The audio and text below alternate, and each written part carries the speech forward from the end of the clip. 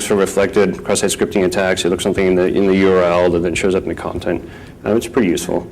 And then most of us have implemented anti-phishing, and they've implemented anti-malware, right? So that's all good stuff. So the question for this audience is probably like, well, what to do? Like, what are we supposed to do about this? Great that all this stuff is going in there. Where does the security community participate in this? Well, just, yeah, participate. I mean, peer reviews of security models, right? All the stuff is going through standardization. It's all there. Take a look at it. Contribute feedback. You know, get on the mailing list, discuss it. I mean, there's really a wealth of potential contributions that could be provided by the people in this room, but unfortunately that, you know, like right now there's sort of this big disconnect between the standards bodies and the security community. Mozilla has its own Mozilla Dev Security Usenet group that is used for random security discussions. You can subscribe. It's pretty low volume, but there's an interesting security feature we're working on. We'll generally cross-post that list, and you'll be made aware of it, and you can participate. Download and test stuff, right? We have a tri-server build of content security policy. You can go, and I do have at the end of this I have references. You can go look at a bunch of links at the end of the presentation. But you can go download a Firefox build of content security policy in there. And implement it on your website and see what works. Test it, break it. See if your website breaks, see if CSP breaks first. Nothing will break, I'm sure. It always does. There's also a strict transport security add-on you can get for Firefox. And all this will be eventually in the code, but we often use add-ons and non-standard builds to test things, right? So we've prototyped STS in an add-on. You can download it. It's called Force TLS because that was the original name of that proposal and got renamed. But if you just go to addons.mozilla.org, you can download it and implement it on your website and test it. See if you can find a way around it. That'd be great. So what can software vendors do? Big problem is they could behave a little better sometimes, right? There's still way too much history of gag orders and sketchy stuff where companies go after researchers for trying to do their job. Vendors sit on vulnerabilities forever, don't fix them as quickly as they should. So vendors should instead embrace researchers and support them. Mozilla, for example, has a security bounty program, right? So if you submit a security bug to Mozilla and it's a real issue and we fix it, we'll give you a t-shirt and a little bit of money. I don't know why everybody isn't doing that, frankly. I mean, they should be. But researchers can do some things a little better too, right? So, I mean, really practice responsible disclosure.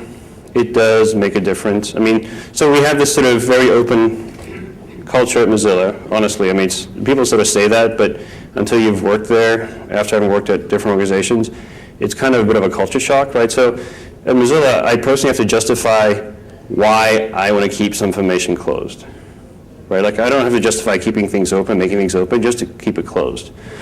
So why would we keep anything closed? Well, we'll keep things closed that could sort of represent direct risk and harm to our users, right? I really don't want to go discuss a vulnerability that we know about that we haven't yet fixed if it's not public, because there's little benefit but a lot of risk, right? So, I mean, it would go a ways for researchers to consider the positions the software companies are in, right? And if maybe they're just being evil and trying to protect their assets, or maybe they're actually trying to protect user privacy and security as well. That assumes, of course, that they're actually behaving responsibly in the first place, right?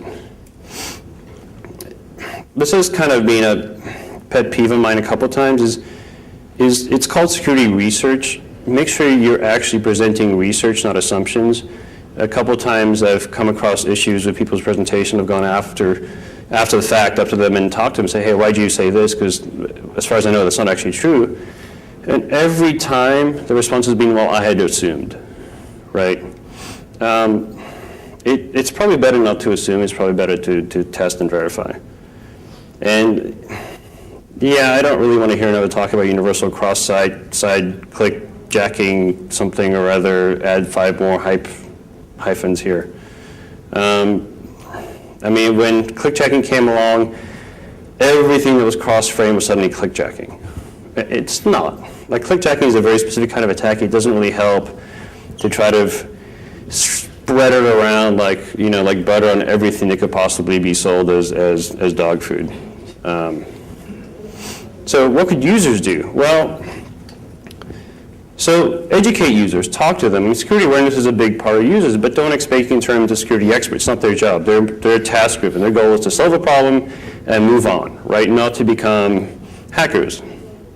But that, interestingly enough, sort of makes the developer more responsible, and the security researcher more responsible for really pushing them in the right direction, right? Like, so one thing, and I'll give you a couple examples. You see the UI changes in Firefox in the last couple versions to be more forceful in driving users to make the right decision, not simply present a choice that is A or B. But you shouldn't take user choice away entirely, right? So like updates, an example. Updates in theory, it'd be great if everybody just sort of updated magically and the new version was running and you couldn't do anything about it. In theory, until you break somebody's application, until you break somebody's workflow in their company, until you, in the middle of trying to organize a wedding, you break their magic wedding planning application, the bride freaks out and kills everybody, right? So, like, it's great to assume, but you also want to give the user an opt-out if you're wrong. So I have this video, again. I think this video is great. I actually really wish that users were as cooperative, as willing as these folks are just to get home. Like, this is how security should work, in my opinion.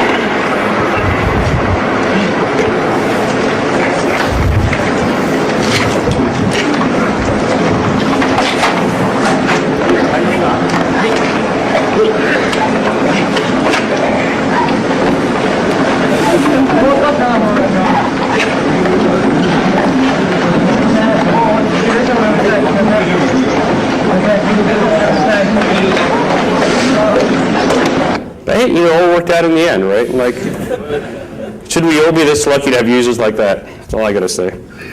So, here's a change that happened in Firefox 3.0. And this dialog is slightly updated for 3.5, but basically the gist of it's the same. Like, you probably, all of you remember the old SSL dialogues that was like, this website apparently might be really broken and try to rob you. Would you like to continue, yes or no? Well, I don't know. You hit no and the website doesn't work. You come back, reload, hit yes, and the website works. Okay, well, yes is obviously the right answer because the website works. Now we have a slightly different dialog that says, this website is broken, you should go do something else. And in the bottom there's a little like, well, I understand the risks. Oh, if you say so, okay, yeah, knock yourself out. This was very controversial when this came out. A lot of ire from, of course, the more technically savvy people, some of them apparently in security, but not really, complaining that it wasn't our right to once again dumb down the dialogue and take user choice away, right? Sorry. And the argument is, well, sometimes I really just need encryption, I don't care about authentication. Which, on the web, is not actually possible, because the definition of man in the middle is you don't know who you're talking to. So having an encryption channel to the man in the middle, not very useful, right? So in some respects, even pretty sophisticated users can be really, really wrong. But you still need to give them an out, right? If they determine, like if I'm setting up my home router, this is what I'm going to get.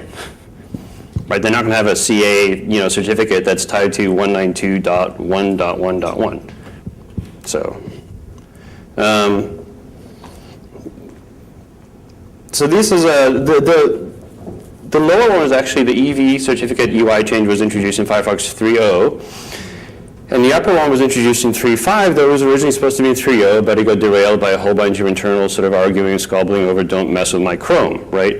And the argument was that, well, this information, so what happens is in a DB certificate, we take the host name, or actually the domain, I should say, the option you configure to be the host and domain, and for SSL sessions, we put that in blue, right? And then for EV, we actually put in, instead of the domain, we put in the organization name, because that's the whole point of EV is actually maybe you have some slight degree of confidence about who you're talking to, unlike DV. And it was incredibly controversial. People were like, well, don't mess with my UI, it's redundant, it's not interesting, you're cluttering it up. But it actually is very useful because for a lot of phishing and URL spoofing, that's actually very useful, right? Asking a user to parse a URL for security information is a really bad idea. Like, nobody knows how to do that.